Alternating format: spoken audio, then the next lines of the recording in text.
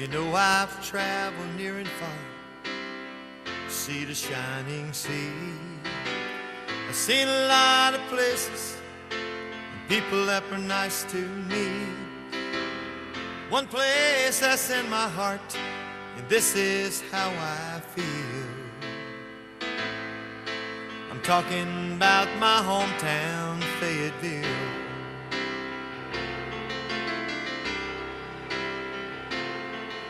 She's nestled in the sandhills on a river called Cakefield. Special to so many who proudly served our country here. She was named for Lafayette and known for cotton mills. I'm talking about my hometown, Fayetteville.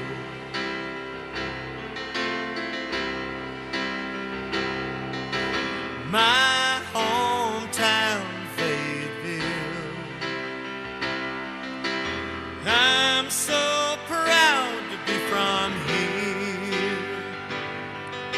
It don't take long when you're away from home to find out how you feel. It's always good to come home to Fayetteville.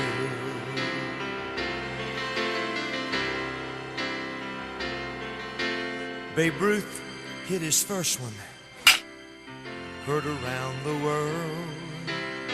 Sherman marched with the Union and burned the arsenal. Old Market House still standing, but stands for freedom's will. I'm talking about my hometown, Fayetteville.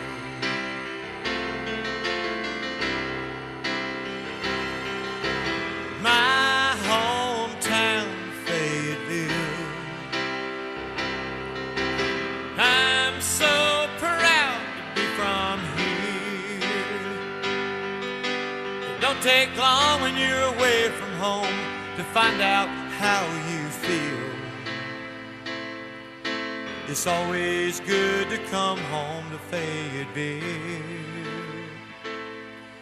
My all-American city, Fayetteville. Talking about my hometown, Fayetteville.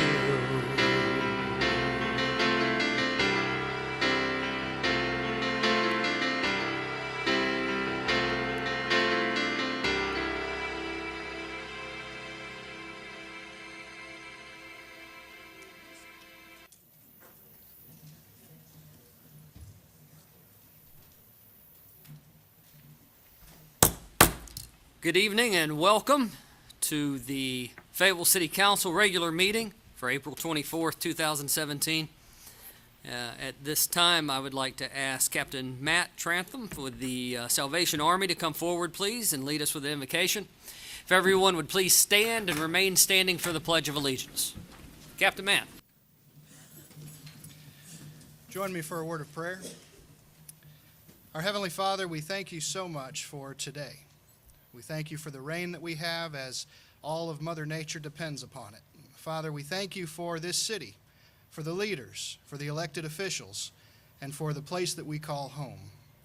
Father, we pray that as this meeting commences, that you would just be in and out and in and through all that is said and done, that while all of our elected officials do their very best to represent the people of the great city of Fayetteville, that the discussion would be fruitful, and that everything would come together as you have planned it. We thank you for the men and women in our armed forces who provide for us the freedom that we have to gather like this. Father, in all that we say and do, we pray that you would be honored and glorified as we keep you first. For it's in Jesus' name we pray. Amen. Amen.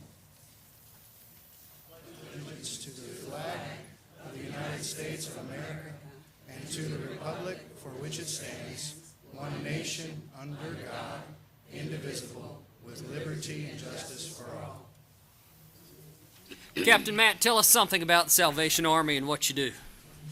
Just something or many things? I imagine you could take an hour, but just hit the highlights for us. I'll keep it short and sweet. The Salvation Army has been part of the Fayetteville community since 1887. We are the longest-running nonprofit serving this community. The Salvation Army is an international organization. Its ministry is based on the Bible. Its mission is to preach the gospel of Jesus Christ and to meet human need in His name without discrimination. We find ourselves serving in over 128 countries around the world, and most folks only recognize us as bell ringers at Christmas time. But most people will all of a sudden know that the Salvation Army is a great organization. I find myself privileged to be a part of it and to be here in Fayetteville for these last 2 years. We have social service programs, we have character building programs for children, we have programs that serve every age level, including a camp that we send kids to every summer. We're most proud to meet some of the biggest needs that Fayetteville has in terms of the homeless population, social services, financial assistance, and all of those many things. We would not exist, nor could we meet these needs if it wasn't for the great support of the city and of the citizens of Fayetteville. So thank you for this opportunity to pray and share just a few things about what we do every single day. So thank you.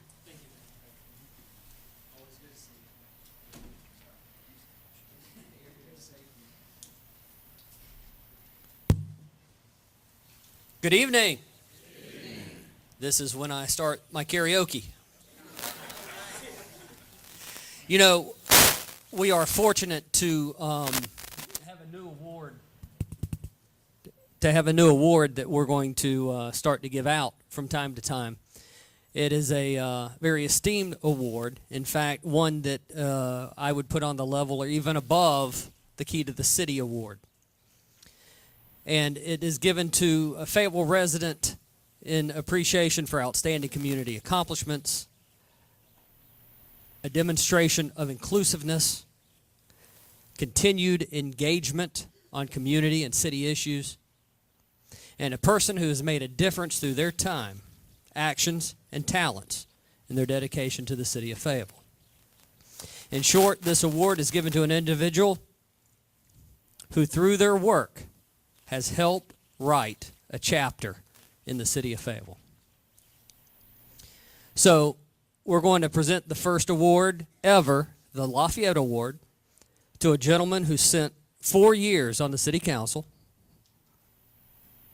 6 years as the mayor of the city of Fayetteville, and 14 years, finally retiring in 2002, representing us in the State House of Representatives.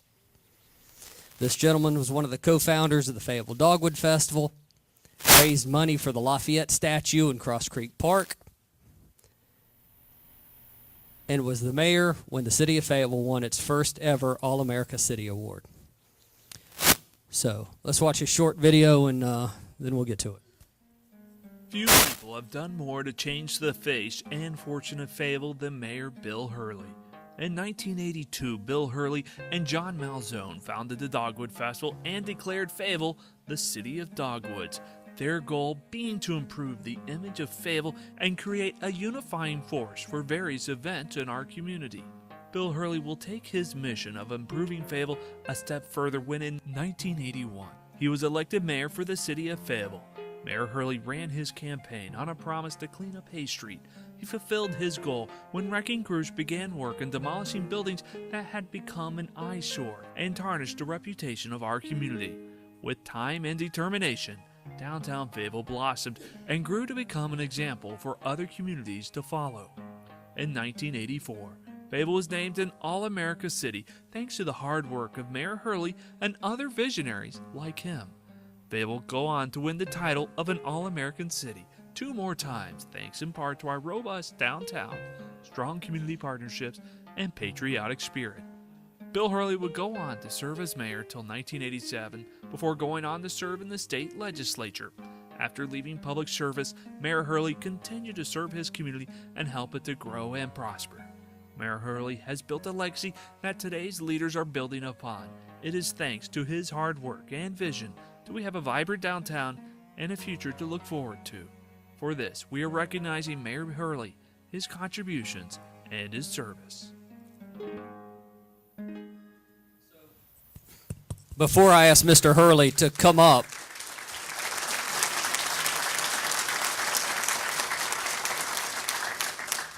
before I ask former Mayor Hurley to come up, I would like to recognize former City Councilman Mark Kendrick, who is older than dirt, that served with Mayor Hurley. And Mark, stand up.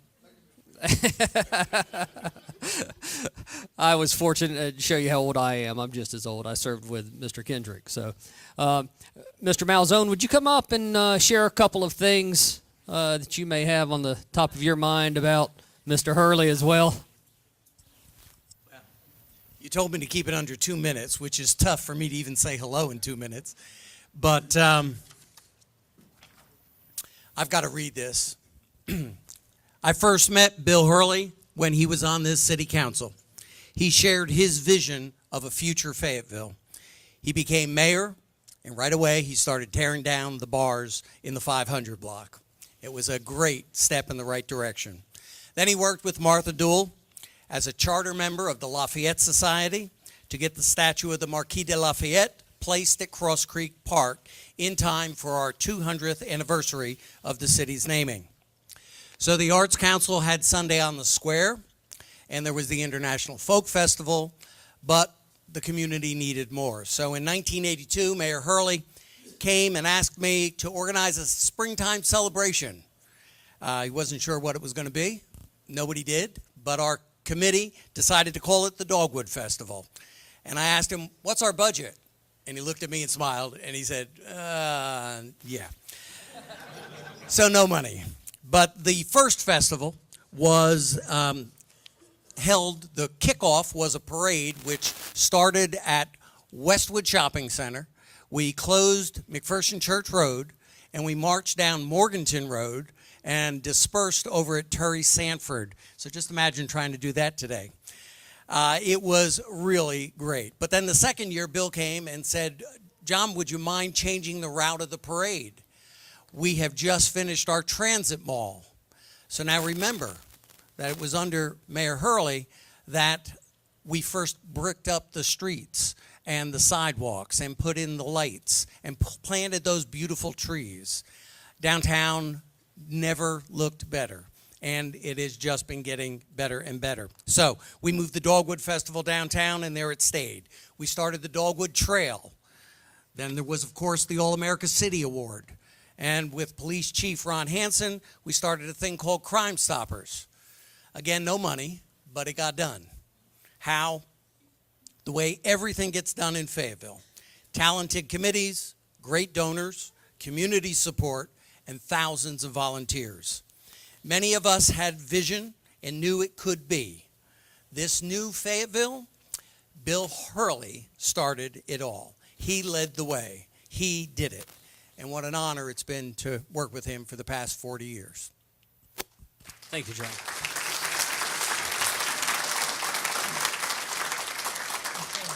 Mayor Hurley, come on up.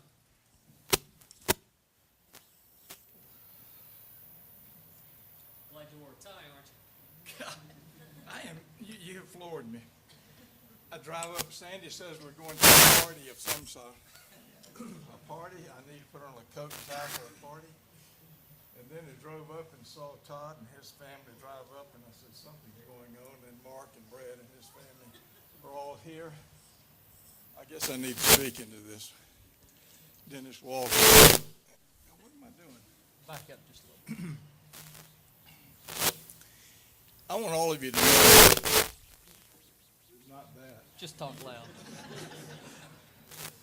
I want all of you to know that what happened downtown during the 80s, it was a calling for thousands of us. We had a serious image problem, our city. It was a community effort. We had wonderful administration, people who knew how to do the job. The only thing basically I did, I was the cheerleader for this because I ran on that campaign that we would do away with the 500 block, and lo and behold, the people agreed, and we did it.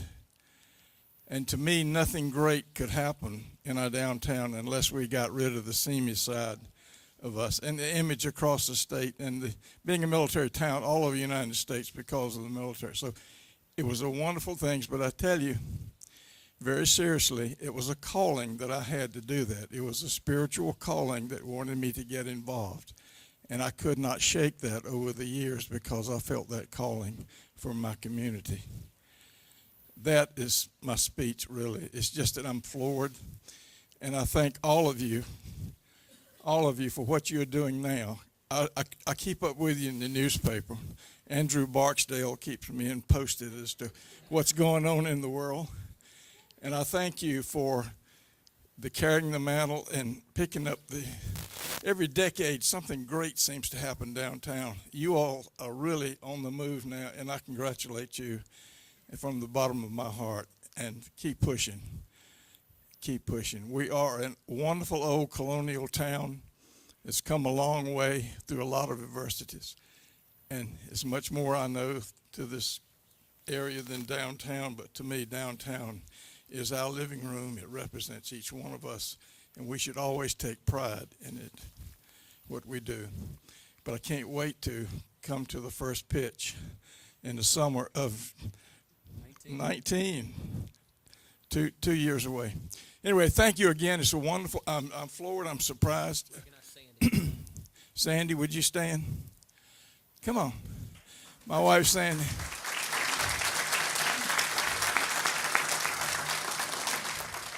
Yeah, my partner. We've been to many meetings before. She's put up with a lot. Thank you, Nat. Thank you so much for this. Is wonderful. Really appreciate it. Thank you.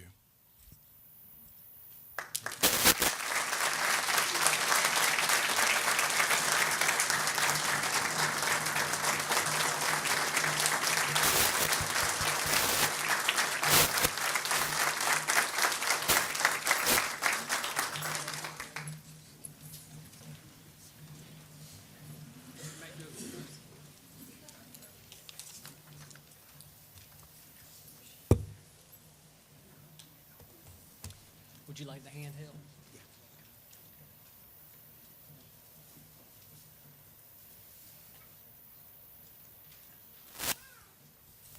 Thank you very much, Mr. Mayor.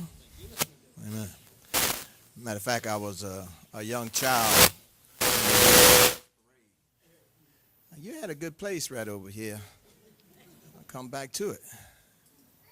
Amen. I'm standing here tonight instead for Senator Clark, who had a conflict in his scheduling, and he had wanted to do this. Oh, it's this hand. Amen. So y'all treat me right.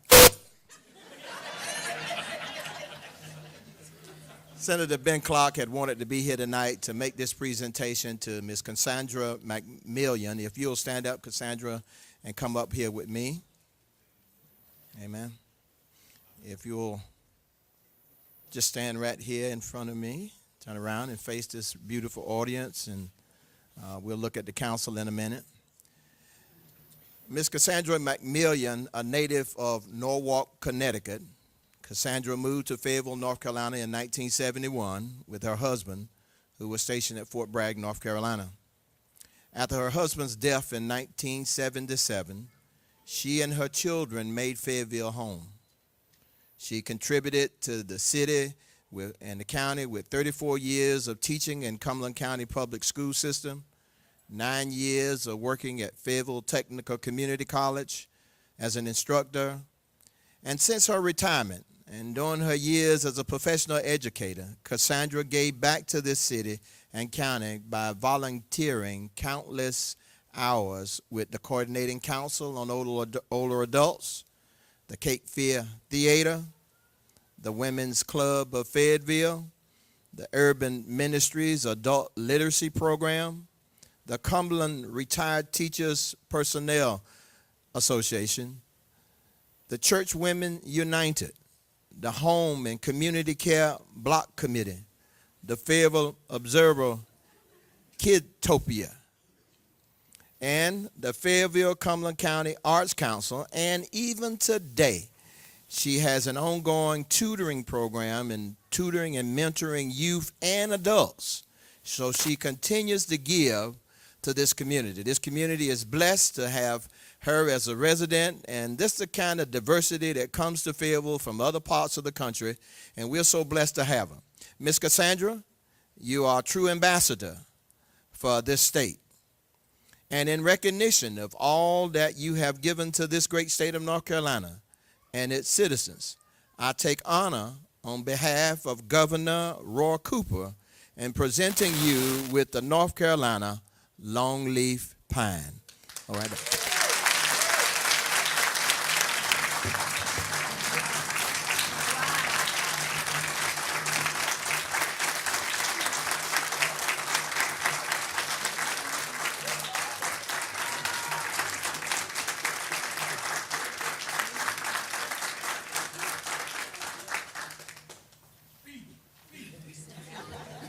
Nathan, come with the camera. I may never get to do this again.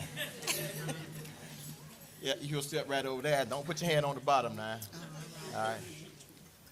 Well, first of all, I would like to say, giving God all the glory, because it was through him that I was able, like Mayor Hurley said, to have the stamina to go through. It sounds like a lot. I sound like I should be up here sweating and passing out or having my tongue hanging out. But no, tomorrow I have to go tutor. And Thursday I have to go tutor again. And then on May 6th, I will be decorating for Blast from the Past, so I will not be stopping. And I love calling Fayetteville home. And Councilman McDougal, can I just say who came with me? I have all my family and friends, and as I call the groups, would you all please stand? Most of my groups are here. Heritage Square Fayetteville Women's Club. Tell my husband to stand up. There, okay, honey, I'm home. My church family, Friendship Missionary Baptist Church. My best friends, Marjorie and Margaret, Marjorie Hendry and Marge Hendry. They know who they are. I have students here. I have one of my 5th grade students from Morganton Road Elementary School. I have my student from Fayetteville Tech from the Weddings and Event Planning class. I have one of my vendors who helped me when I had Unity, where 1 + 1 + 1 = 1. I have the retired school personnel, the president of the Cumberland County Retired Schools Personnel, and did I miss it? And I have my favorite student and his wife. Would you please stand? And of whom I am so pleased. I want you to know, I want to say one thing about this gentleman. I met him 2 years ago, and when he finished, he called me Sarge, but today, this gentleman is reading. And I thank God for that. And I also want to thank Councilman McDougal and Senator Clark for seeing this much in me to present me. And the beautiful necklace that she has on goes with that. It came to her today in the mail. Amen. Mr. Mayor? Thank you, Mr. McDougal. Ms. McMillan, would you like to call the family up to take a picture with you? All my family. All my family. Great. Church family, student family, all my family. This is a big family. We have a family reunion. You want to back up in the... Oh, back up? Back, so that way you get the... Mitch, well, I don't know what I can call him, Mitch. He's part of my family, too. We actually do. Councilman? Oh, and I have the neighbors. My neighbors. I forgot my neighbors. John and Nisi and Norman. Who's got a camera? Does anybody have a phone camera with them? I forgot the, that's the neighbor, Green Valley Estate neighbor.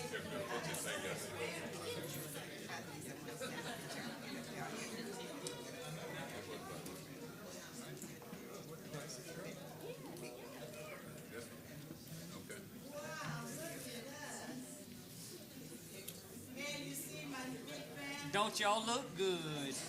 Well, except for that one.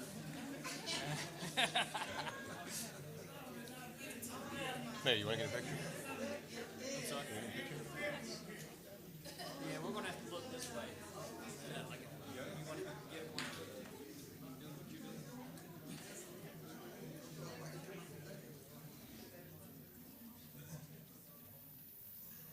One, two, three.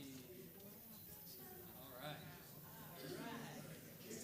Y'all look good now. Well, except for me.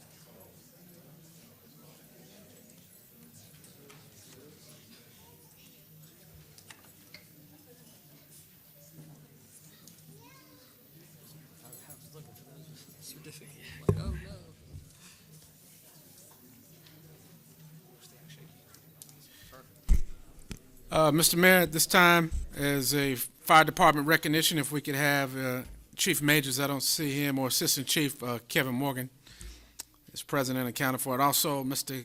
Kylie Jones and Kaylin.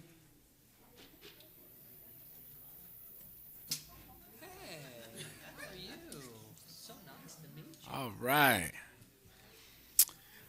Wait, before you start, I want the council to see these beautiful faces. Let's walk back here. Hey there.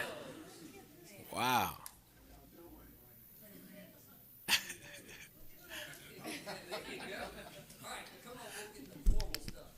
All right.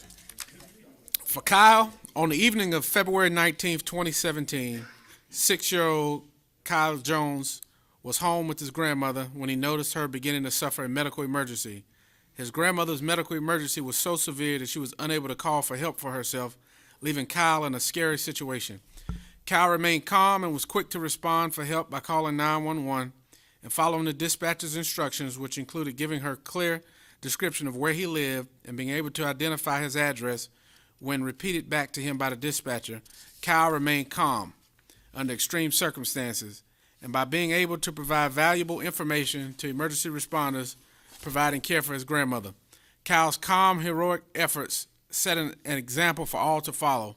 And on behalf of the City of Fayetteville and the Fayetteville Fire Emergency Department, we present to you, sir, this certificate and Fire Chief coin as a recognition for your selfless, heroic acts in saving the life of another.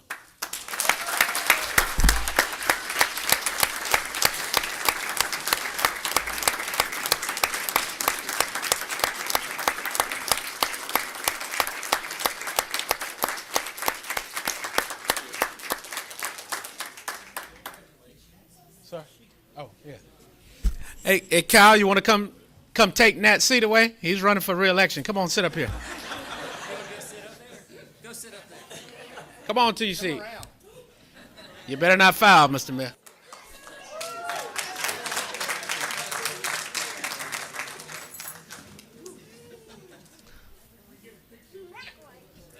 Come sit right here a minute. And I'll put this right here for you, okay? It's okay. I'll put there. It's okay. All right? We'll slide you up. Get up for 5 minutes. I'm the manager. You're the man, is what you are, buddy. Hang on there for a second. Don't bang it till I tell you. Did anyone get a picture? He's got my vote. All right. Mr. Mayor, I got to read the next one, okay? Okay. All right. Also, Kaylin, on March the 15th, 2017, 5-year-old Kaylin Jones was traveling with her mother on the All-American Expressway when her mother suffered a medical emergency and had to pull to the shoulder of the road. The mother's medical emergency was so severe that she was unable to call for help for herself, leaving Kaylee also in another scary situation. Kaylin remained calm and was quick to respond to the aid and help of her mother by calling 911 and following the dispatcher's instructions, which included applying the flashers to assist emergency responders in identifying the proper vehicle. Kaylin remained calm under extreme circumstances by using her mother's phone to call her uncle.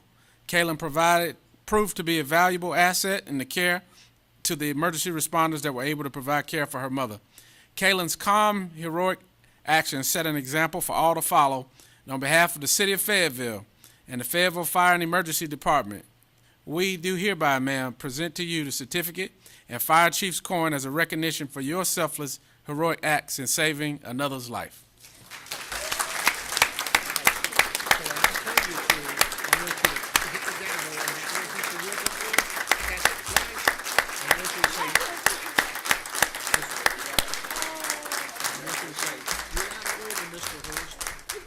And you gonna have the gavel? All right. Change from one administration to the next. So come on, young lady. Come on up here and take your seat, Miss Mayor. You're good. Come on. And you can come right here. I know you can beat Nat. Come on.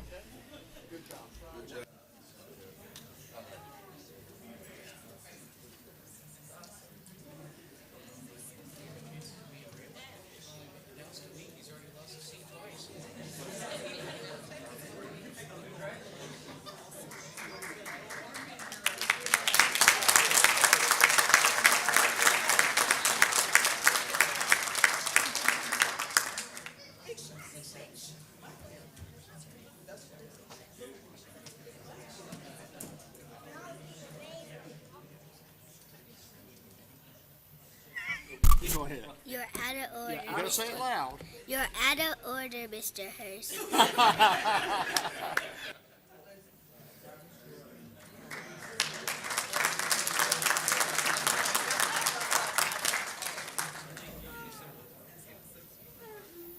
Mr. Mayor, these are the kind of moments that are priceless, that make it all worthwhile. These young kids are just beautiful.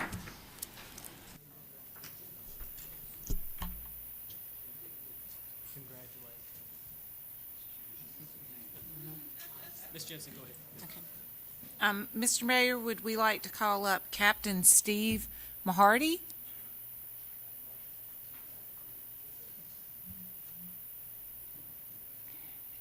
And to the mayor and council members and everybody out here in the audience, I do want to let you know that I had to read this 3 times, and I thought that it was wrong, and I had to read it 3 times to make sure what I'm telling you is the truth. So this is, everybody listen really close. Army Captain Stephen Mahardy became the first active duty soldier to win the All-American Marathon on Sunday, leading the pack over 600 full marathon runners to finish with an official time of 2 hours, 40 minutes, and 31 seconds. Mahardy, yes. Mahardy, a 29-year-old West Point graduate, is the company commander of HHC 1st Battalion, 504th Parachute Infantry Regiment. He covered a 26.2-mile course, which started in downtown Fayetteville and ended at Fort Bragg's Main Chapel Parade Field in about a 6.07 minutes per mile. That is awesome. Unbelievable. I think I did a 20-minute mile in the half marathon. Congratulations.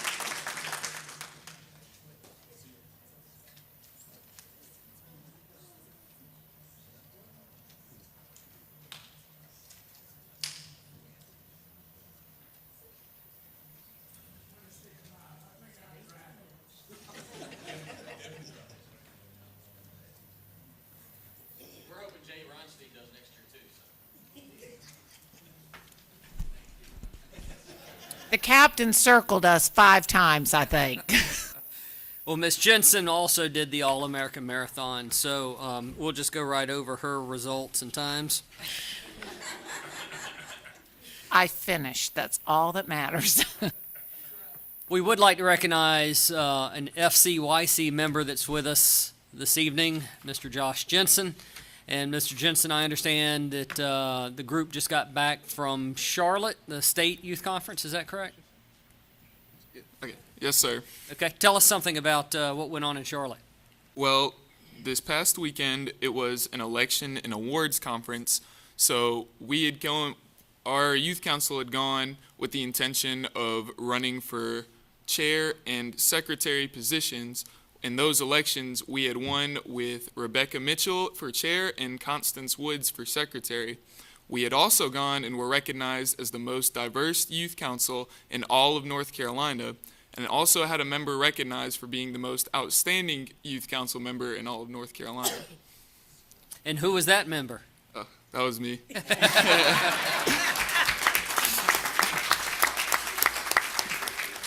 So how many youth councils are in the state? Or how many participated, maybe? At this particular conference, we had 14 that were there, but there are approximately 20 to 30 that are chartered currently. Great. And so now the FCYC representative is the chairman of the state youth council. Yes, sir. Speaks very highly of you. Sir, it does. Thank you. And congratulations on your award, Josh. Thank you. Absolutely. Thank you. Anything else you'd like to say?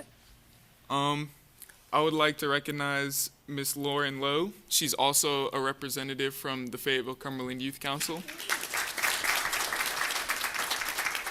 And I would also like to thank you guys, the city council members, for all the support you have for the Fayetteville-Cumberland Youth Council. All these accomplishments we had at this conference would not have been possible without the support from you guys. Thank you. Mr. Hurst, you have an announcement. Yes, I do, and thank you, Mr. Mayor. John Malzone and the Honorable Bill Hurley have left the building, but perhaps wise, since I was going to mention about the Dogwood Festival that they started 35 years ago. Makes them feel young. But that's what we're celebrating this weekend, and I called Carrie King this morning just to let her know for a second time that RSVP I would be there this Friday for the kickoff opening ceremony at 7 p.m. And to all of our viewers and you in the audience, I encourage you to come out and participate with one of the greatest festivals in southeastern United States, the Dogwood Festival. This weekend, 35 years of family fun, and we'll be kicking it off, the council members and the mayor, this Friday at 7 p.m. And to see all the activities, go to their website, faydogwoodfestival.com. That's F-A-Y, dogwoodfestival.com. Thank you, Mr. Hurst. Yep. Council, at this time, item 5.0 is the approval of the agenda. Mr. Mayor, if it pleases the council, I'd move that we approve the agenda and that we also ask to excuse Council Member Ted Moen this evening. And delete item 9.01. Thank you. Is there a second to the motion? Second. Seconded by Councilmember Wright. Council, is there discussion on the motion? Seeing none, I'll ask for your vote, please. Madam Clerk, that's unanimous by members present. Item 6.0 is the consent agenda. Council, I'll go to you for action. Mr. Devier. Thank you, Mr. Mayor. I'd move that we approve the consent agenda with the exception of item 6.013 and direct that to be sent back to the city manager for further review and information and back to our work session May 1st.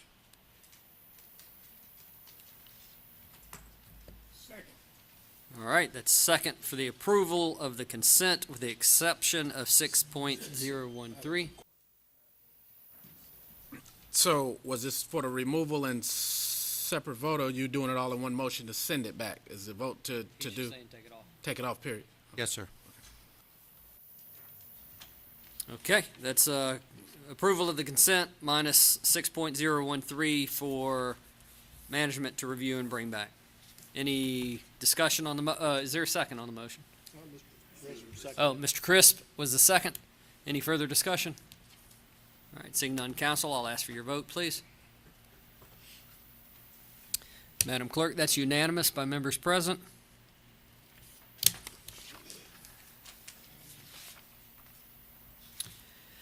Mr. Harry Shaw.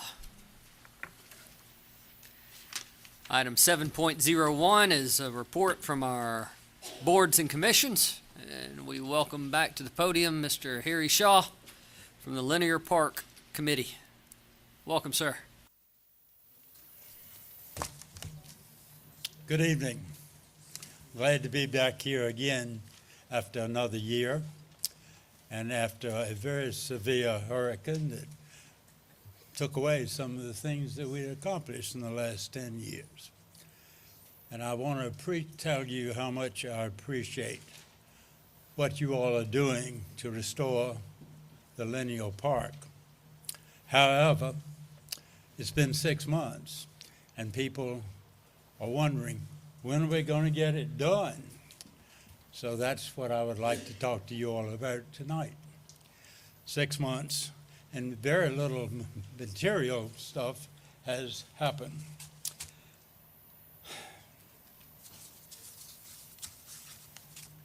There are basically three major problems that we have with the creek and the park. Probably the most graphic problem, one that is being worked on right now by our rains out there, is the debris in the creek. And I want to thank you for getting a grant to clean that up. And I wish we had already done that. But as we move forward, that is the most important thing that we need to do as of right now. Because every time we get a little freshet like we've got now, it adds to the problems by bringing debris down the creek, piling it up in areas, and then the creek becomes dammed up. The particular bad place on that is in the Ann Street, Green Street, Ann Street location. And that is what you have got the grant to clean up. And we do appreciate that. That should move forward as quickly as possible. That is a sizable grant, and it may need additional funds from the city. I'm not sure about that.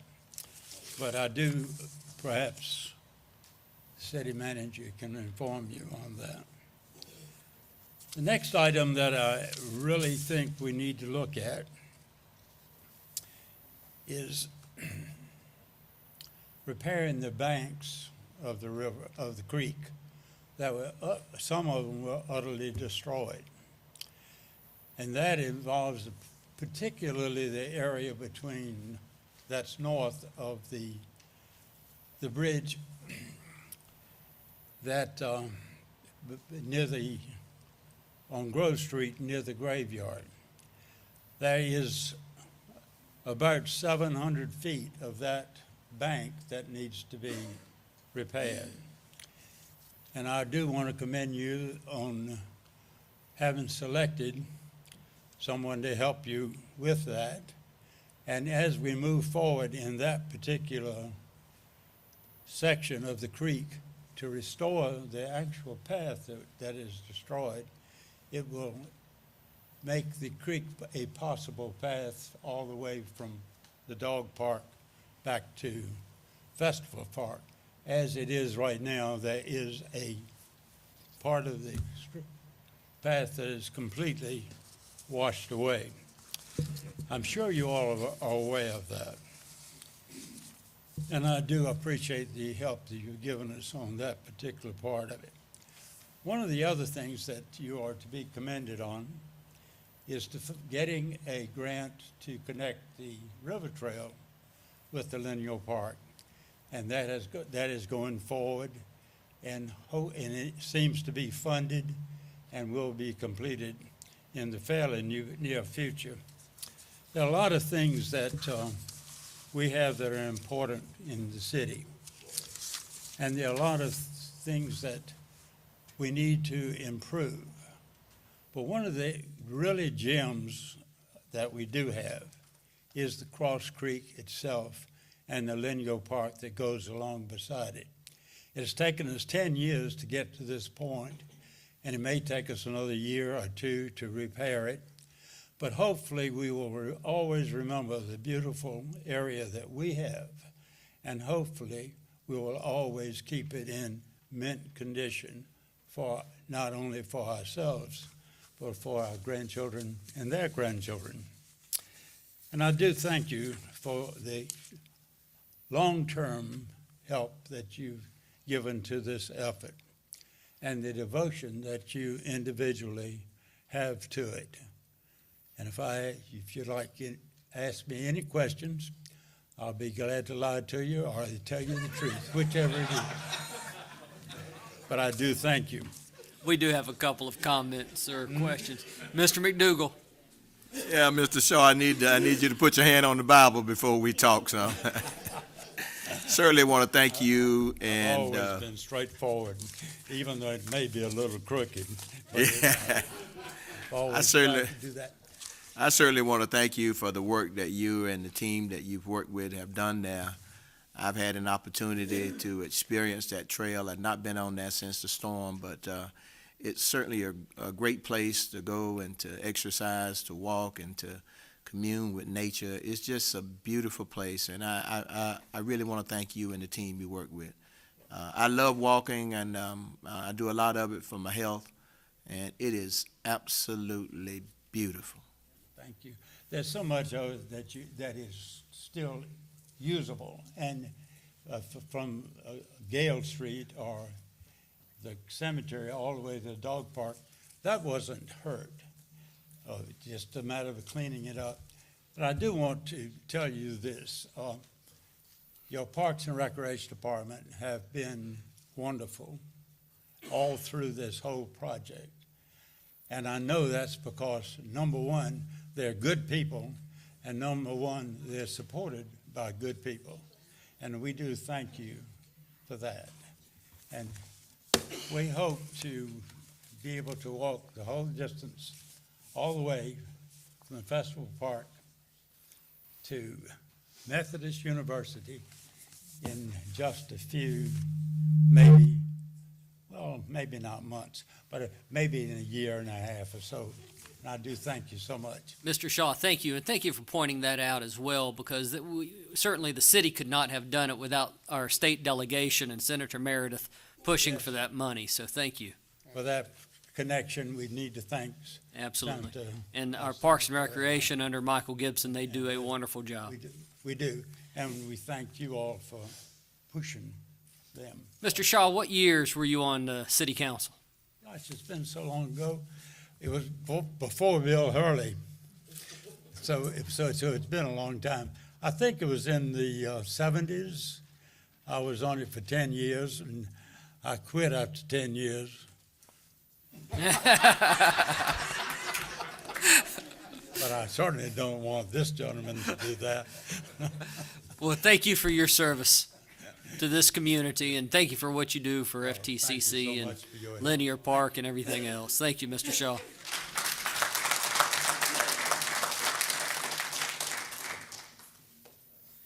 Sheila Coffey. Welcome, Ms. Coffey. You are the chairman of the Human Relations Commission. And between yourself and Dr. Wade, I think you all are going to give an update on the commission's annual report. Welcome.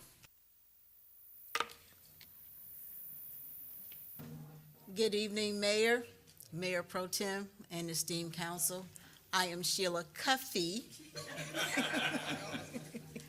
your Fayetteville Cumberland Human Relations Commission chairperson.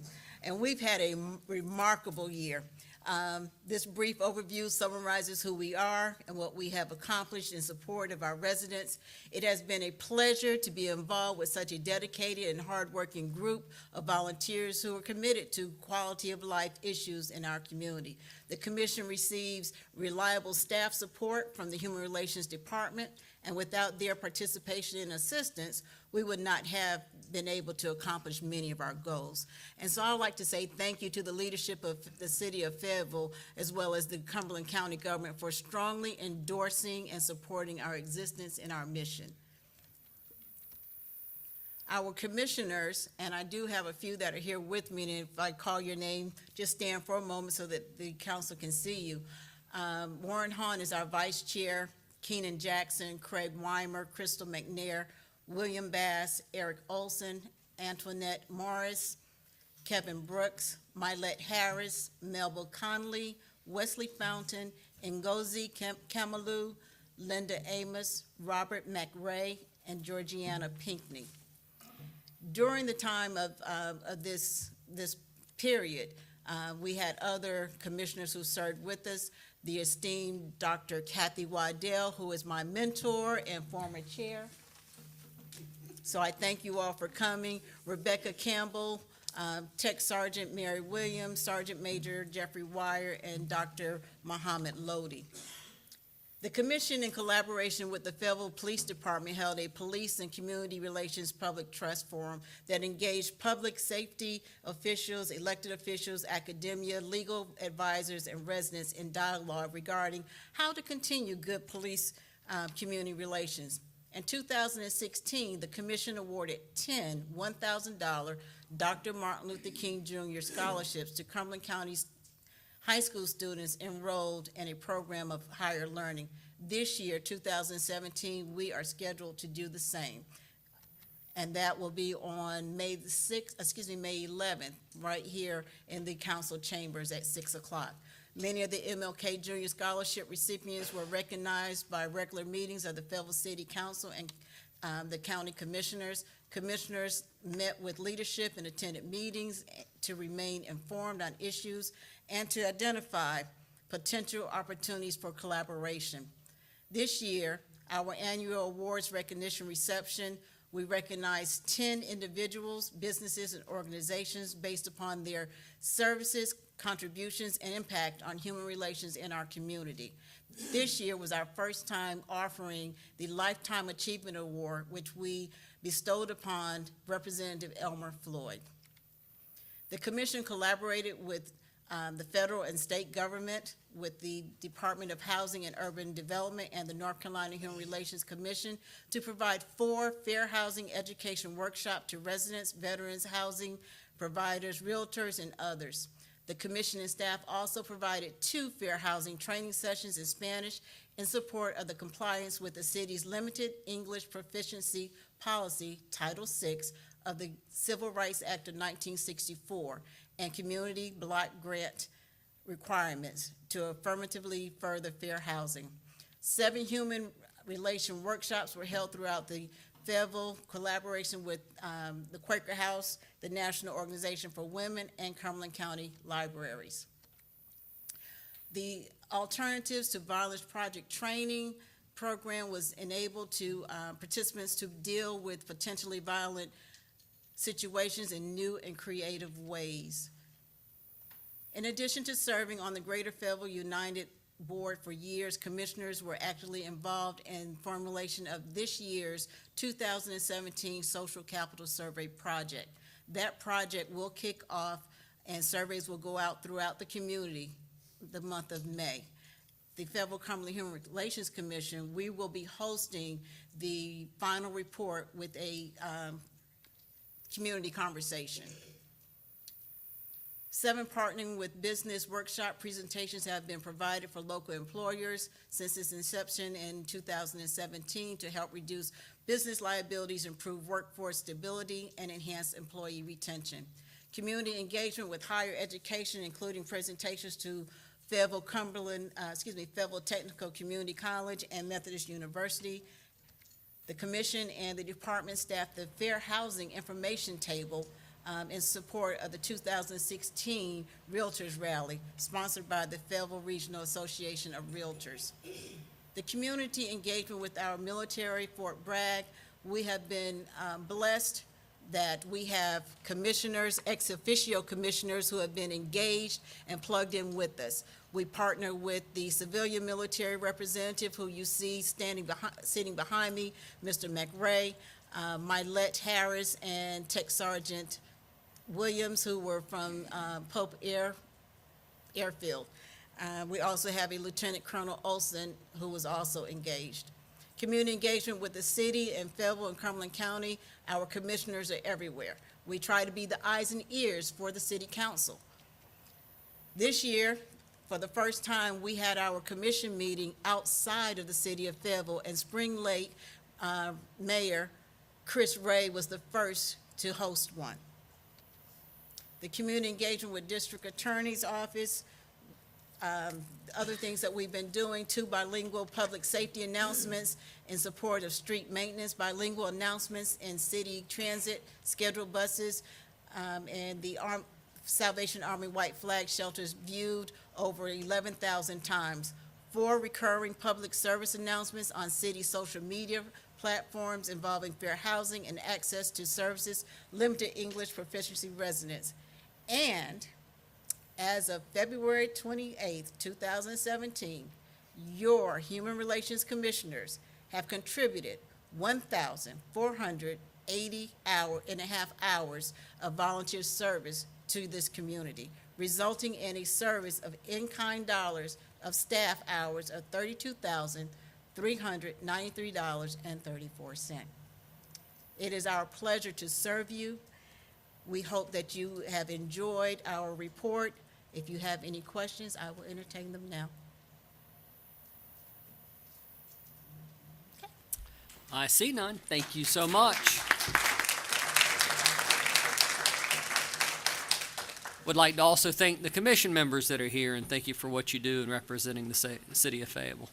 Thank you.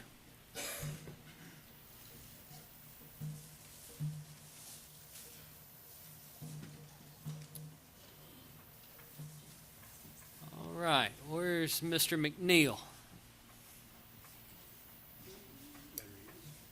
Hey, come on up, Coach. Ladies and gentlemen, this is Coach William McNeil. He's the chairman of the Fayetteville Cumberland Parks and Recreation Commission. Welcome, sir. Thank you, Mr. Mayor and Mr. Mayor Pro Tem, Mr. Cowan. Good evening, council members. Thank you for allowing me to speak in representative of the Fayetteville Cumberland County Parks and Recreation Advisory Board. I am William McNeil, also known as Coach Mac to my colleagues. I have been only 2 months since I have been nominated as chairman of the Fayetteville Cumberland Parks and Recreation Advisory Board, so I guess right now we're too new to rate. A few things that I would like to convey with this council at this time are as follows. Most of our board members are fairly new to this board. A perfect time to be a good board member. We attended Denise Ryan's spoke at recently at the Crown, and yes, I was in attendance. All our members have a copy of our bylaws in which we understand and know what is expected of us. We started out with a major presence at our ball fields on opening day for baseball. This board understands that we have to get out into our community and show support for our new city bond and what our city council is doing for quality of life in our communities. Advisory board members are getting out into our communities throughout various ways, such as attending focus groups, public forums, held in our parks and recreation facilities, and much more. All our board members are involved. Very excited about being part of the new upcoming 10-year master plan for Fayetteville, Cumberland County Parks and Recreation. Rethinking, envision all that was accomplished in the previous 10 years master plan and being able to see the possibilities that are there for the next 10 years. Wow. What imaginations. Most of us were not involved in the writing of the previous 10-year master plan, but we all have the opportunity to be involved now. An opportunity to leave your goal and ideas for Fayetteville, Cumberland Parks and Recreation for our city and its quality of life set in stone. We do hope that you will see this opportunity and approve the writing of the 2017 10-year Fayetteville, Cumberland County Parks and Recreation Master Plan book. We thank you for embracing the presence of the chair, myself, and my co-chair to your advisory board, to the planning sessions that happened long before ribbon cutting and groundbreaking. And communication is always the key to anything that you want to do in life. Thank you for all your support to make Fayetteville, Cumberland County Parks and Recreation be all that it can be. I look forward to speaking to you all in the near future. May God bless you all and keep you. Thank you. Thank you, Mr. McNeil. Councilmember Hurst, I think, had a question. Thank you, Mr. Mayor. Mr. McNeil, thank you for bringing that up in your report, and I appreciate it very much about the 2017. I don't know when is your master plan going to be finished? It was in 2006, the origination of the master plan, and it, I think, saw $83 million worth of needs, and we recently passed, or last year or so, $35 million Parks and Rec bond. So when do you think that work will be done? We're gainfully working right now. Some things in the old plan book have yet to be completed, and we're going to try to put them both together and come up with the new plan for the 2017 for the next 10 years, hopefully here in the next 60 days. 60 days. Thank you, sir. Thank you, sir. Appreciate you, and you have other members of the board here. My co-chair is here, Mr. Stanley Carr is here. Stand up, Skip. Thank you, sir, for doing what you do as well. Thank you. Thank you.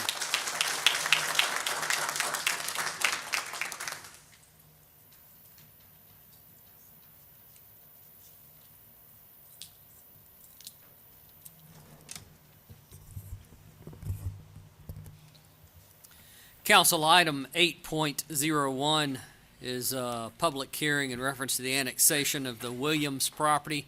This time I'd like to ask David Nash, who is our senior planner, to come forward and talk us through item 8.01, please.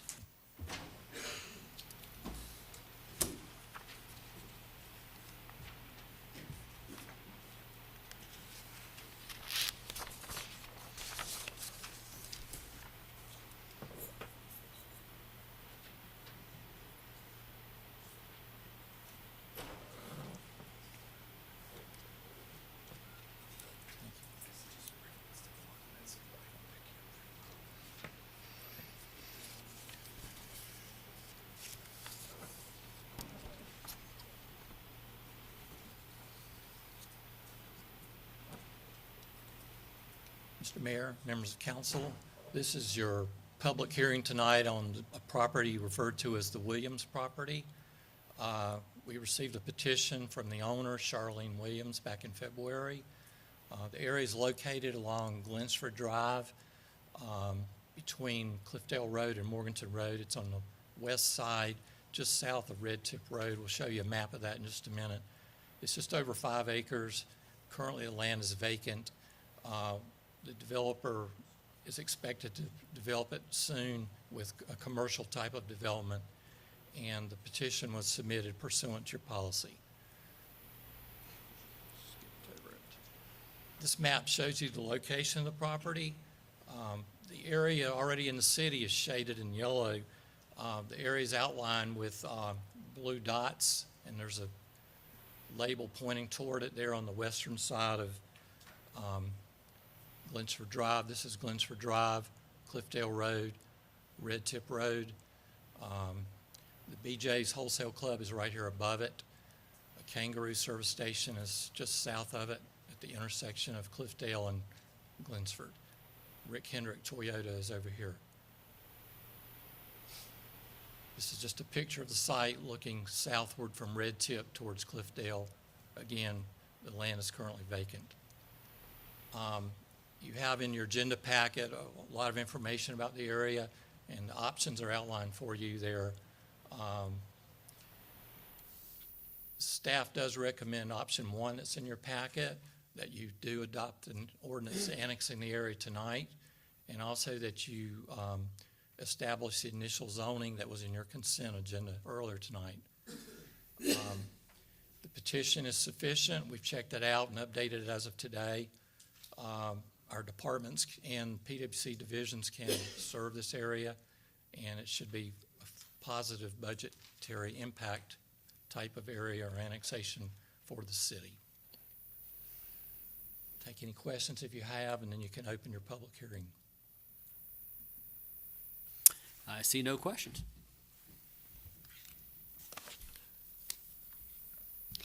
May we have one speaker for this item, Miss Laurie Epler?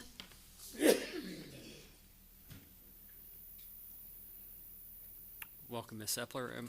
Do I need to read my public hearing announcement? No, sir. Ms. Epler, do you know it? You know the rules? Yes, sir. Good evening, Mayor and City Council. I represent the Williams family, and I'm really here tonight just for any questions you might have. I think you beat me on the rules. The rules were longer than your presentation. Thank you, Ms. Epler.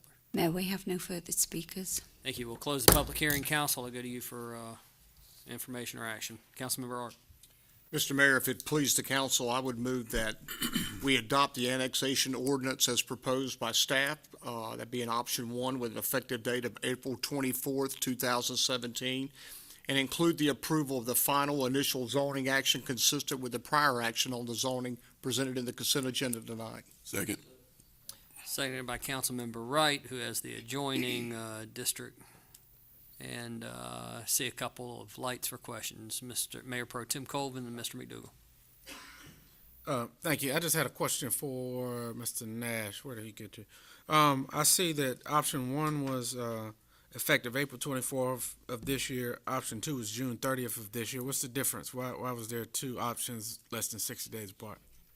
The state statute allows that, and it also allows for that third option of a June 30th, 1 year out from now. Those are the only 3 possible dates for you.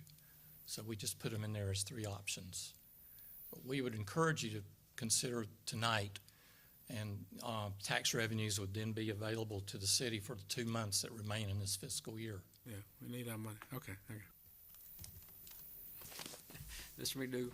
Yeah, my question was related to the same, and I thought that at one place in the text, it was saying that June the 30th should be the date, and now you're saying that that's not so. And I had one other question which relates to, I'm just curious. I mean, it's not going to affect my vote, but I want to know, how did this parcel not be in the city? I mean, there's some way you can petition when we annexed all the rest of that for that not to have been there? There's a long story behind that, and there's actually 2 other. Can you tell me in 60 seconds? David, can you bring the map back up?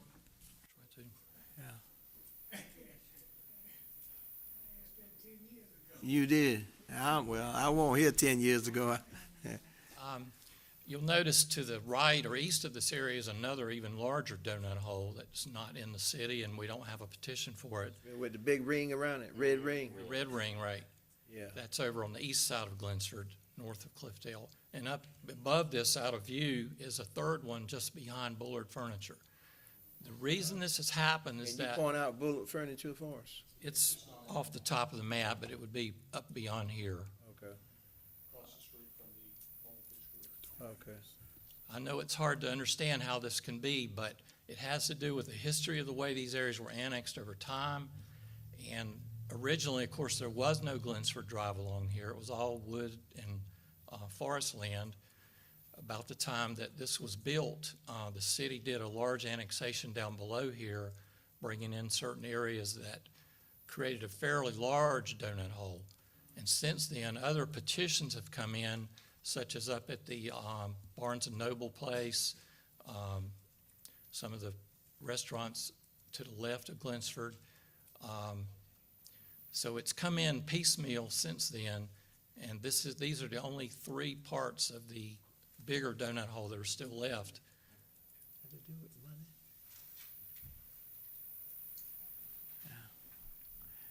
Yeah, your 60 seconds was up. Thank you, sir.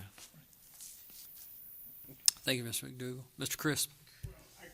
If I may, I can tell you because I asked these questions in 2007 and 2008, and I was told that all that along Glensford was scheduled for commercial development, which is proving to be true. However, there were some of us that wanted to clean up what we call donut holes along Glensford, and then the legislature stepped in and placed a moratorium on us against forced annexation. Therefore, we were compelled to wait until the owners of these properties asked to be annexed, and that tied in with their timelines for commercial development. That's what happened, and it's turning out to be okay today. Thank you, Mr. Crisp. All right, seeing no further questions, Ms. Epler, the only question I have, are you okay with the annexation date of today, or is there some reason you need to delay that 60 days? No, we would prefer it to be today. Okay, very good. Is that part of your motion, Mr. Arp? It is, Mr. Mayor. Okay, that's the ARP right motion. Council, seeing no further questions, I'll ask for your vote, please.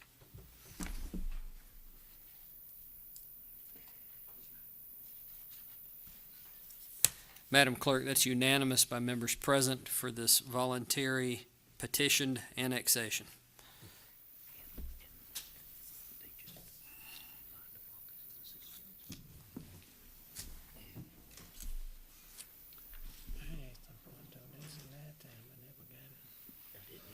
Item 9.01 is pulled off the agenda. Item 9.02 is consideration and approval of 2017-2018 Community Development Annual Action Plan. And Mr. Victor Sharp. Mr. Sharp, before we get too deep into the weeds here on this, I want to thank you so much for your service. We received an email earlier today recognizing that you are put in for retirement at the end of June. And just would like for you to know on behalf of the council how much that means to us, that you've given 20 years of your public service to the city of Fayetteville. Thank you. Thank you, Mr. Mayor. It's been a pleasure. So this item... Wait a minute. One other thing before we get going. I understand your wife, Natalie, is with you. She's here tonight, yes. Would you like to introduce her? Yes, and she was here to be with Sandra McMillian, a member of our church, and I said, well, why don't you stay? Throughout my career, 28 years that I've been working in local service with government, very rarely does she comes to meetings. I tell her all about it. She watches on TV every now and then. So it's fortunate that she was here tonight and was able to actually see me do what I do and recognize those long hours that I'm not at home. I'm actually here, actually working. So it's a pleasure to have her here tonight. And he is here most of the time when he says he is. Thank you, Mr. Sharp. Thank you again, sir, for your service. Yes.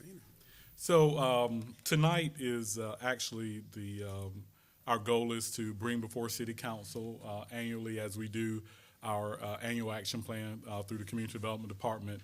And I'll go through it real quick, but the consolidated plan is what it's based on, and we do a consolidated plan, develop a consolidated plan each 5 years. for the city, and our current themes or priorities for the current annual consolidated plan is decent, affordable housing, economic opportunities, and suitable living environments. And so we'll be talking about those different areas as I go through the presentation. Then we do a one-year action plan. This year is the third year of our consolidated plan. This action plan is that's being proposed. And just to talk a little bit about our funding sources, and I'll have slides that gives a little bit of information on what some of this means. But our proposed budget for this year is $2,961,229. There are some funding guidance that I had just to talk a little bit about that. But before we do that, there were some questions in regards to what we're looking at this year and what last year's budget is, well, the current year budget is.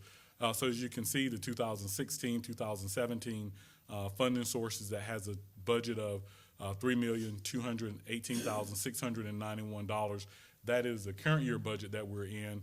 And so there is a difference, a little over $257,000 that we have less available for this year. Most of that just dropping down to, you can see it by funding source, CDBG and home, but actually it equates to $288,360 of home funds less this year, and actually more, $30,898 more in CDBG funds. Those were some questions that were asked by our redevelopment commission as well as council. And while there is more CDBG funds, there's more activities that are being funded by the community development block grant. So it turns out that overall you still have that $257,462 less in total funding proposed. I did want to mention that with that, just want to highlight a few things. We have not received our allocation amounts for this year's CDBG and home funds. And hopefully it won't be much of a variance or difference.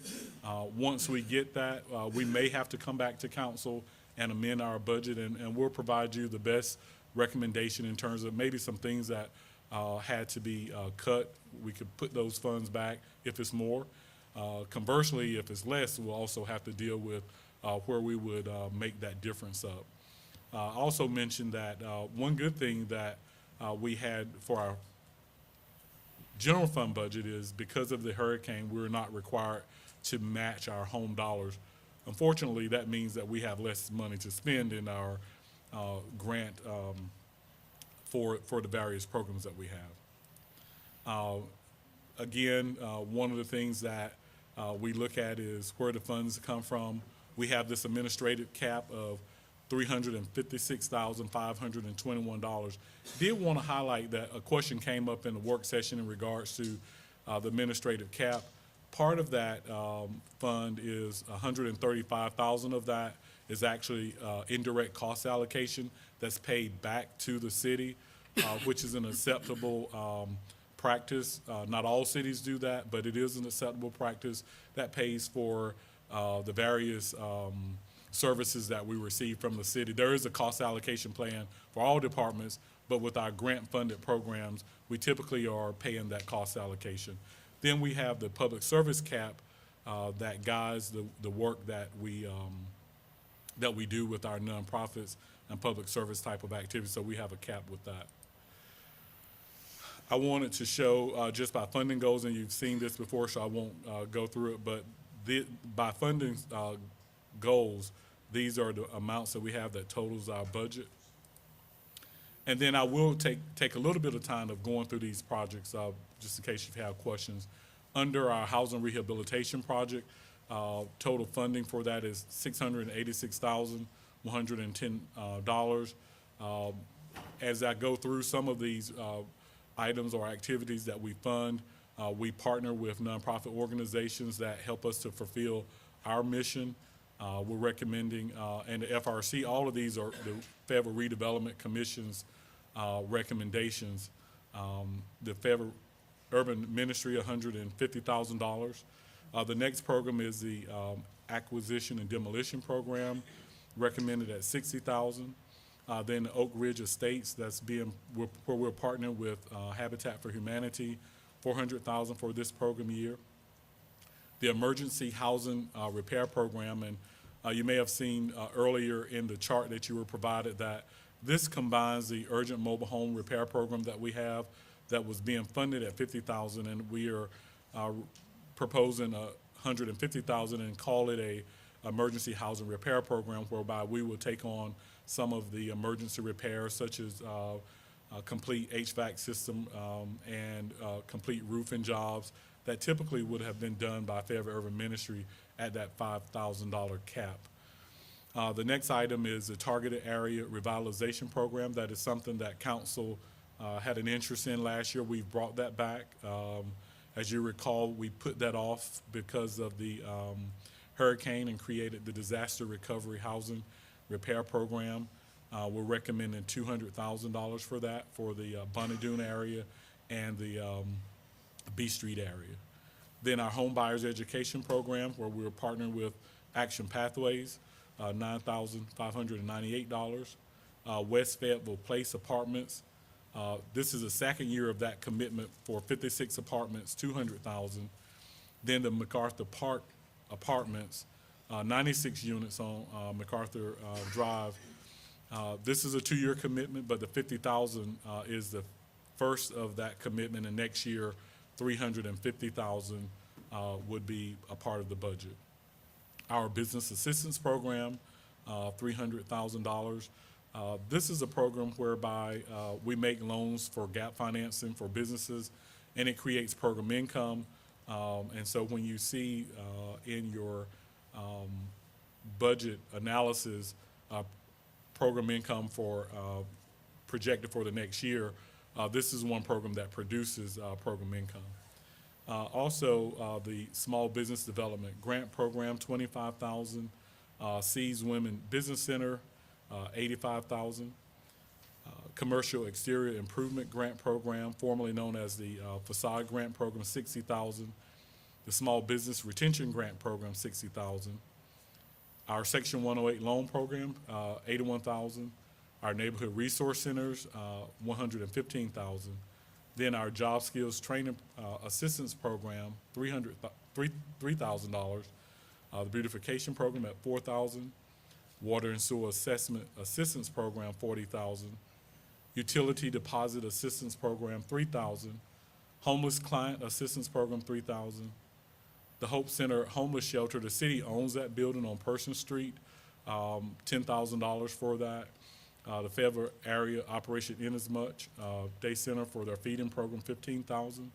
And then for operating of the Hope Center Shelter for True Vines Ministries, $15,000. And then new this year, Veterans Empowering Veterans, that will be renovating some houses for transitional housing, $30,000. And as I mentioned before, the program administration for a total budget of $2,961,229. I think it's important just to recognize that what our goals are, and I won't go through all of the objectives, but our goal for housing is decent, affordable housing is to provide decent, safe, affordable housing to improve the quality of lives, household, neighborhoods, and community stability. And this is, hopefully you'll be able to see that our programs that we have in place actually match our goals and objectives. So I just broke it down, and since you've seen the programs, I won't go back through these, but these are the programs under decent, affordable housing. Then under Goal 2, suitable living environments, our goal is to create environments that promote neighborhood improvement, eliminate slum and blight, increase accessibility, and support the homeless. And as we've gone through these already, these are the programs again. And then last, the economic opportunities. And our goal for this is to create community investment, programs designed to support entrepreneurship, economic empowerment, retention of businesses, and job creation opportunities. And I've already gone over these, and these are the programs that we have outlined for that. And just a couple, well, program administration. And the last slide that I have is just to give an overview of our process. We have citizen participation meetings where we get input, staff public hearing, we went to the council work session April 3rd, but we also went earlier in December just to get some feedback from council. Had 3 FRC meetings, and tonight we're here for your consideration of these items and get any direction that you may have, with the ultimate goal of having this submitted to HUD by the 15th of May. Thank you, Mr. Sharp. We do have a couple of council members with questions. Councilmember Crisp. Mr. Sharp, on the previous handout that you and I discussed at length, on the business assistance program, you had $340,000 from last year, and the current budget we're going to work on, you showed $340,000, but tonight you showed me $300,000. Correct. What happened? And so in the information that Mr. Moan provided you all, he actually went in and showed what the Fayetteville Redevelopment Commission's changes were. So I will note at this point, since you asked the question, that the Fayetteville Redevelopment Commission's recommendation included a couple changes. And one was decreasing the business assistance program by $40,000 and allocating an additional $25,000 to seed. We had recommended 60. Their recommendation is 85,000, and then the other 15,000 went to Veterans Empowering Veterans, where staff's recommendation was 15,000, and we're presenting to you the recommendation of the FRC, which is 30,000. So that's a change. I just wanted you to get that out Okay. for our viewing audience. I knew exactly what you had done because we talked about it, but Okay. I wanted to make sure that our listeners, our citizens understand what we're doing with these monies. Thank you. Thank you, Mr. Mayor. Thank you, Mr. Crisp. Mr. Coleman. Mr. Sharp, I appreciate that. I know that, we've kind of hit you a little bit along the path, the course of these things to try to spread this out, and I'm pleased with. It looks like you've got some different organizations now taking part in it, because you've got a lot of people doing some great things. But my question to you is, I see some of the allocations have been adjusted. A lot of them remain the same year after year. So are each one of these areas performing the way that you think? So in other words, it's successful if you utilize all the resources, or do you adjust it based on the usage of it over a period of time?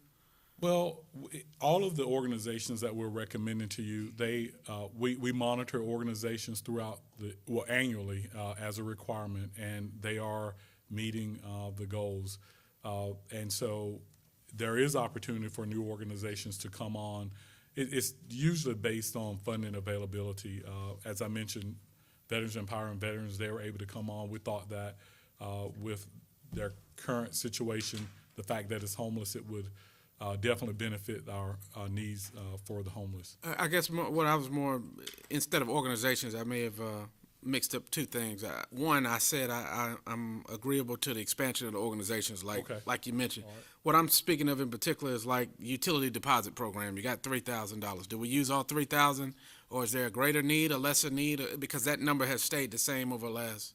It has, and we typically base it on history, but also even if we don't meet the mark, just based on past years, because it fluctuates from year to year, we try to keep it historically at a certain amount, just in case. So what happens to the excess? So in other words, if you don't use but 2,000 of the 3,000, does the 1,000 factor into the next year's budget, or do you put it back in the general? Right. So under the section where it says prior year funds, it drops in that fund and it's spread out to fund the next year's budget.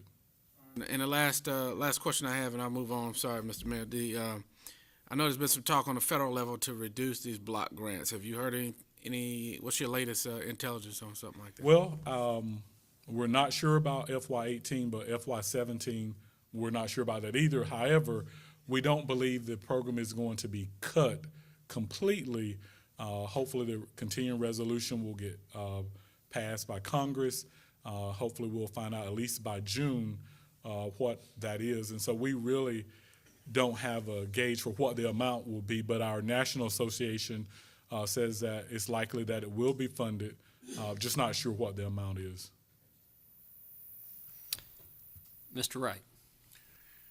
Thank you, Mr. Sharp, for your presentation. I just wanted to say we feel kind of mixed emotions about you retiring. You've done a great job, but I know at the end of the day, when you say it's time to go, it's time to go. Thank you for a job well done. I just have a question about the West Fayetteville Place apartments. Can you kind of give us an update, because I see you have 200,000 there, and it's a portion of a greater amount, and how will this impact the areas of priorities? And so can you tell us about a little bit more about Yes, where we sir. are with that and when that project will be completed? And so with our home funds, it has one purpose, and that is to build affordable housing. It has two objectives, which is create affordable housing and create partnerships. And we do that through our partnerships with our community housing development organizations and our private developers.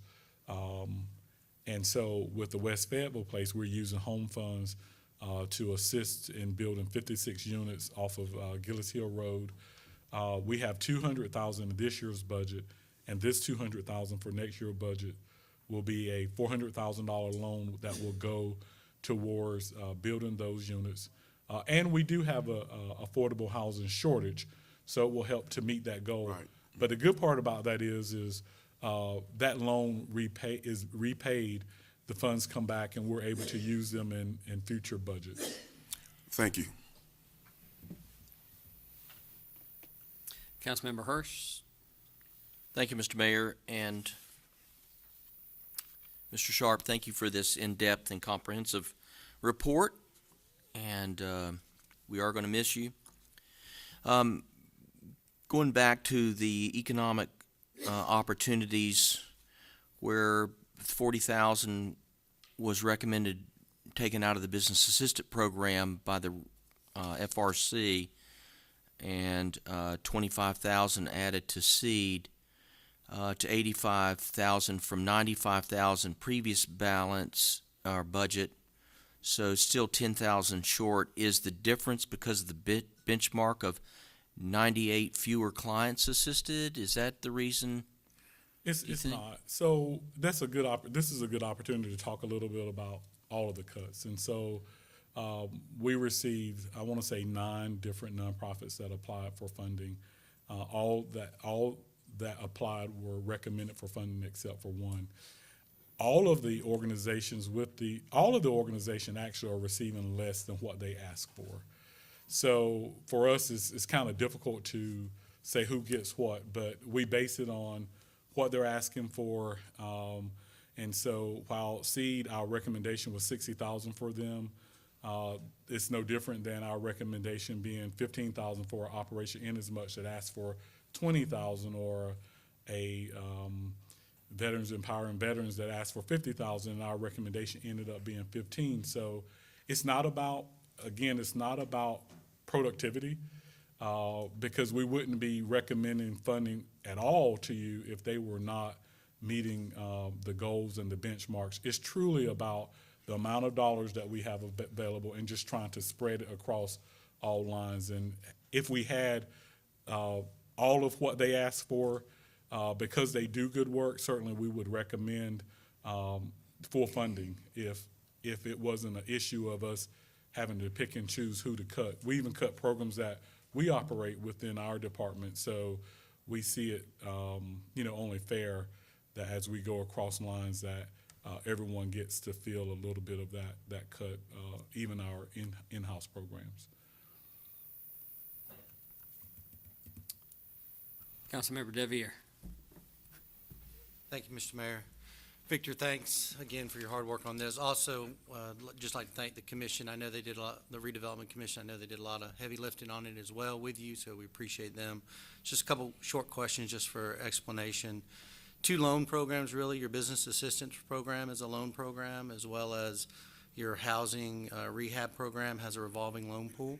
With any loan, there's repayments that are made. Those funds are going, just for the education, those funds are going back into program revenue that is then spread out, correct? That is correct. Interest as well, so repayment and any interest? Correct. And so, for an example, we had the downtown loan program for many years. Right. We ended up loaning out $1,789,000 $822 over the 15-year period of that program, which was very successful in the revitalization of downtown.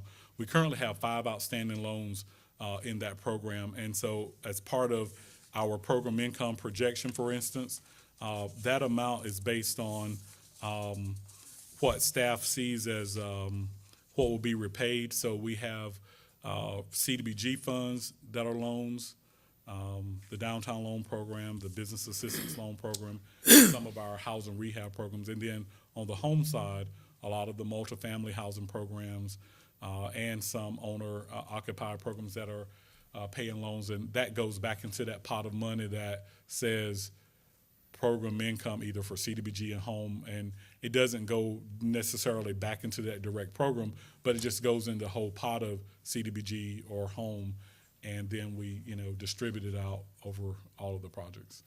Thank you, Mr. Sharp. And then you mentioned about the admin costs that every city kind of does it differently.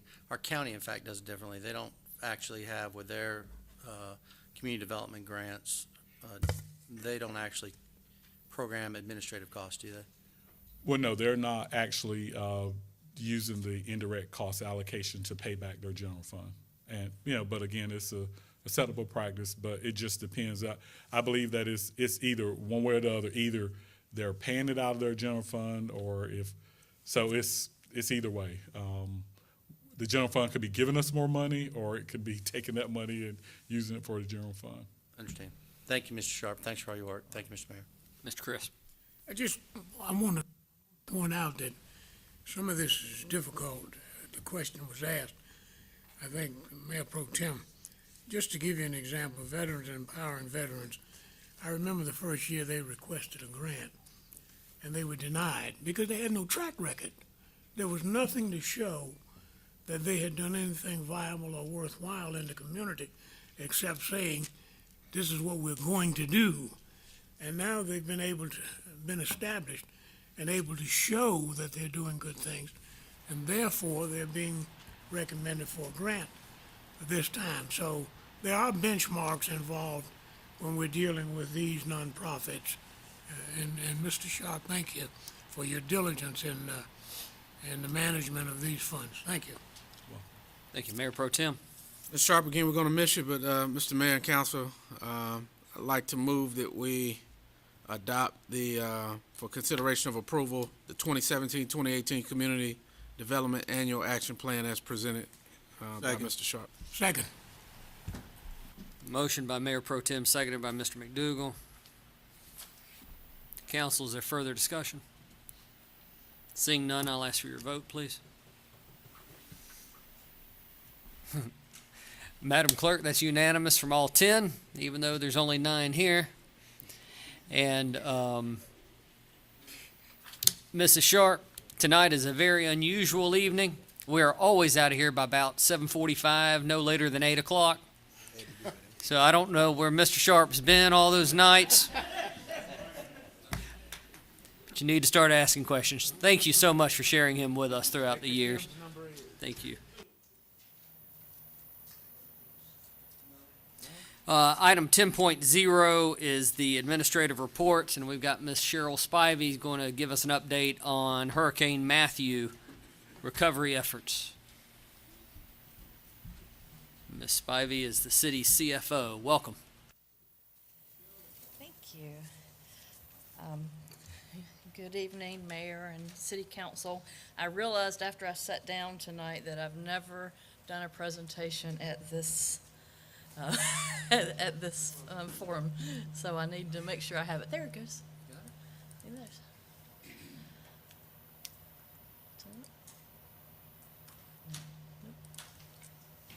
I apologize. That's all right. Thank you.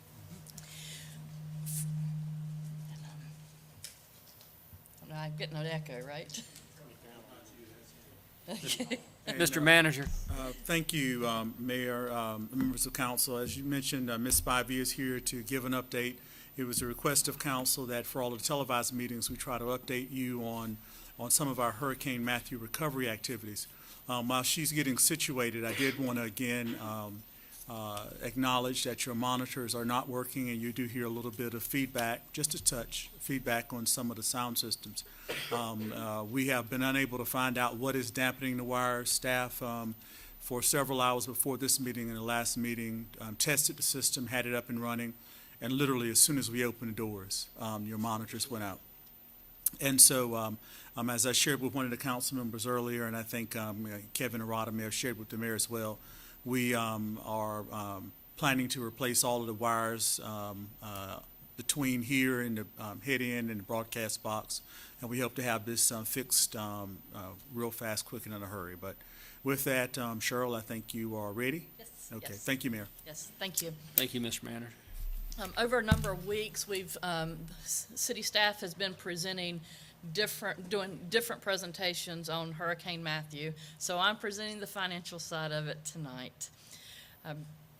To date, we have identified 50 city projects that are possibly eligible for FEMA reimbursement, estimated at $19.2 million of cost. $17.7 million we're estimating that FEMA will reimburse. There's another $700,000 that we're estimating that our insurance proceeds will pay. And then there's about $800,000 that we are estimating to be ineligible cost. Just as an understanding of the process, there is a significant amount of documentation, bidding, and other cost estimates that have to be done prior to us submitting a project package to the state for FEMA reimbursements. All 50 of those of the projects we've identified are at some point of working that project package. Many of them are requiring formal bids, and we do have to follow the federal standards in procuring these services. So at this point, we have 15 projects that have been submitted to FEMA at a total estimated cost of $6.8 million. These projects are made up of these numerous areas, the largest being streets, bridges, and emergency accesses, totaling $6.4 million, city-owned dams at $5.6 million, contracted debris removal and monitoring at $1.5 million, another $900,000 that are for city staff and equipment usage also for debris removal, $1.5 million for buildings, contents, parks, and structures. The largest number of the projects involved in this are our parks and recreation facilities. We had $1.4 million of vehicle losses, $1.3 million of bank restoration, $300,000 of police and fire staff and equipment usage during the emergency itself, and we're estimating $300,000 for consultants and a temporary accountant.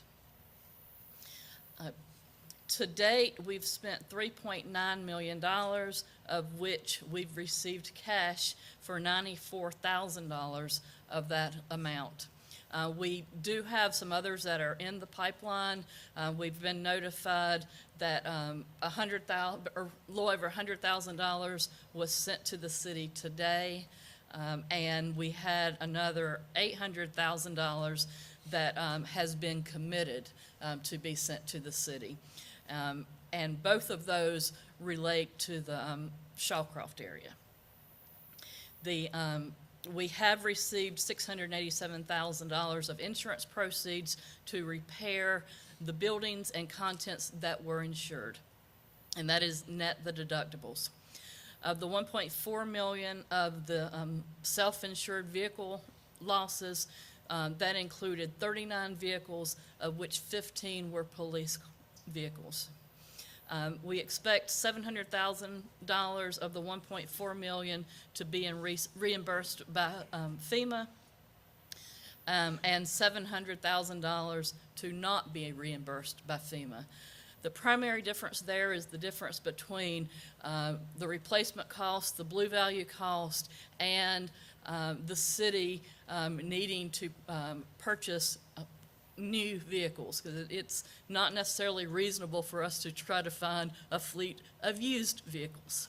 So that's the difference between the two. If we accept FEMA's offer for what we're now thinking to be around $700,000, we will have to insure our vehicles from that point forward. So that is a financial decision that we'll need to make at that time. Finance is also coordinating the FEMA Hazard Mitigation Grant Program. If homeowners are eligible for this, they'll have the three choices: a buyout, house raising, or demolition and rebuild. On March 17th, we mailed 547 outreach letters. We held a information system at the Cliffdale Recreation Center on April 6th, and we had between 60 and 65 residents attend. On April 15th, we mailed 547 postcards to follow up. Those postcards were standard white postcards. We decided that we should also mail something that had some color to it, so maybe if it would be noticed more than the white ones. So we followed that first mailing up with a second mailing of postcards, and they were bright yellow. 78 homeowners to date have called the hotline number. 85 homeowners have returned their completed documents. And as a reminder to our homeowners who may be listening tonight, the deadline is April 30th. We also have received some grants, which Finance will be managing the financial parts of those grants from the Golden Leaf Foundation. $920,000 for a Raconda subdivision access roadway, and $300,000 for the Cross Creek tree and debris removal. Staff attended a workshop last week to understand the grant requirements, and we also understand that there may be additional opportunities for additional grants from the Golden Leaf Foundation. And with that, I'll be happy to take any questions. We've got a couple council members with questions. Go back to that last slide for me. And that's the only state money that we've received so far? And that is actually, I guess that's really nonprofit. The nonprofit Well, yes, but it yes. comes from the state's rainy day fund is who funds this nonprofit. So it's And we've had $94,000 come in that's part FEMA and part state. so. Can you identify how much we have received from the state? From the state would be 25% of 94,000, so around 24. All right, about 20. And then the money that is in this coming through the foundation, the Golden Leaf Foundation. Okay, but we've not received the Golden Leaf Foundation money yet. Right. Okay, you're right. So it's around the yes. So we've received $23,000 from the state. Right. Okay, great. Thank you. Mr. Colvin's first. You took my question already. I just wanted to know if your calculations included state money, but you cleared that up. Yes, Okay. when I was speaking of FEMA, that it's 75% federal, and yes, I was negligent to say the state is matching the other 25%. Yes. Mr. Hurst. Thank you, Mr. Mayor. Cheryl, you had mentioned of the $19.2 million that is possibly going to be able to be refunded from FEMA. $5.6 million is for the city dams. And my question may be for Rob, who can just email me. I understand there's going to be a in-depth story in the Fayetteville Observer later this week regarding the Mirror Lake Dam, and citizens or neighbors in that neighborhood email me all the time about the timeline. And you had mentioned that because this is federal dollars, they have to review possible each of the formal bids and the process. Does that add much time to us getting FEMA money, or the process of getting these projects underway, the feds getting involved in the bid process? Yes, having to go through the formal bid process which is a federal requirement for a large project, does add additional time. However, we would be, with this size project, we would be under the state requirements regardless, so we would, need to go through formal bidding, even if it wasn't federal money. For public purchases of this size, we'd have to go through the formal bidding process. So that requires, pulling together enough documentation to bid the project, bidding the project, and of course, bringing it through all the approvals for approving. Yes. Thank you, Mr. Hurst. Mr. Art. Thank you, Mr. Mayor, and thank you for your presentation, Cheryl. So looking at this slide, $19.2 million in projected FEMA reimbursement. And I just want to make sure our citizens understand, we're applying for all $19.2 million of that. So what is the requirement for, have we completed all the requirements that we need to get FEMA reimbursement? And if we haven't, then what are those requirements? I want to make sure people understand what the requirements are. Okay, and Councilman Hurst asked about the primary one. There is a lot of, we have to make sure that we're getting the best use of the federal money, federal and state money. So we have to go through a process of identifying what was destroyed in the hurricane, having engineering firm identify how to best fix the issues we have. That information goes into a bid package that then we have to publicly bid, so it has to be out for contractors to review. Yes. And that's within the federal standards for bids Yes. and awards. Yes. So once the bids come in, there's a selection process to select the lowest qualified bid, and then it you have to come through City Council. At the point we have a good estimate, we can apply for the FEMA reimbursements. It doesn't, we don't have to have spent the money first, but the process of getting to tying down the estimate takes time. So, and my next question is, and I'll be very brief, we've got a timeline for where we are on each and every one of these projects. Yes, we do. Can we produce that timeline? Can that be provided to the council and the public?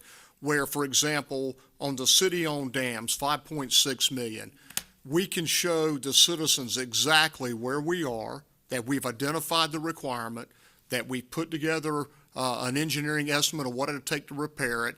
We have a competitive bid that's going to go out to federal standards on this date. Can we provide that level of detail? What we can, what we have right now is the estimated dates that will have each package complete, with all of them being complete by the end of June. The details to that we've not put together yet, but we can do that as well. If it'll probably take some days to put the details behind it. So, Mr. Manager, I've asked to have a matrix like that, and I'd like to have that matrix by the end of the week.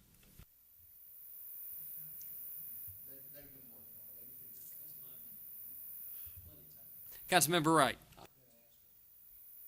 Thank you, Cheryl, for the presentation.